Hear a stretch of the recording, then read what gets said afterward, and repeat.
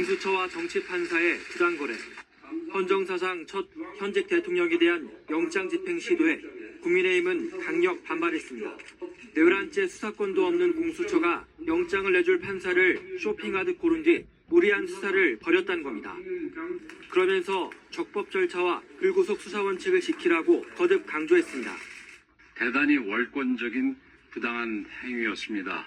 앞으로 이런 시도는 절대로 있어서는 안 될 것으로 생각합니다. 영장 발부 판사에 대한 문제 제기도 이어갔습니다.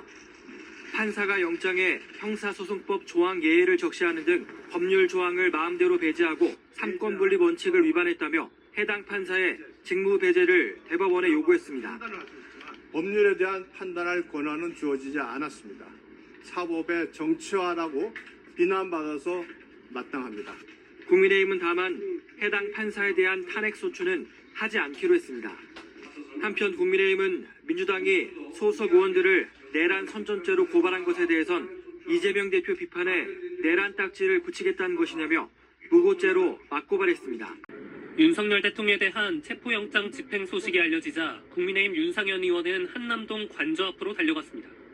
윤 의원은 공수처 수사팀과 대통령 경호처 직원의 대치 상황에서 자신이 중재에 나섰다고 SBS에 말했습니다. 전열 정비해서 영장 집행합니다 하고 이제 아주 육성으로 큰 소리로 얘기하고 1급 보안시설이기 때문에 여기에 대한 수색을 불허한다.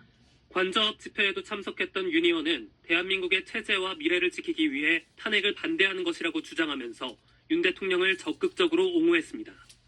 국민의힘에선 어제 김민전 의원에 이어 오늘은 박충건, 이상휘 의원 등이 관저 앞 윤 대통령 지지자들의 집회에 참석하기도 했습니다. 반면 윤 대통령에 대한 탄핵 소추에 찬성했던 같은 당의 김상욱 의원은 반헌법적 극우들의 행동에 동참해선 안 된다며 윤 대통령을 겨냥해선 겁쟁이라고 직격했습니다. 자신의 보신에만 이렇게 집중할 줄은 몰랐는데 윤석열 대통령 이렇게 거짓말 잘하고 비겁하고 뒤에 숨는 겁쟁이 모습을 보인다는 게 국가적으로도 참 안타까운 일이고요.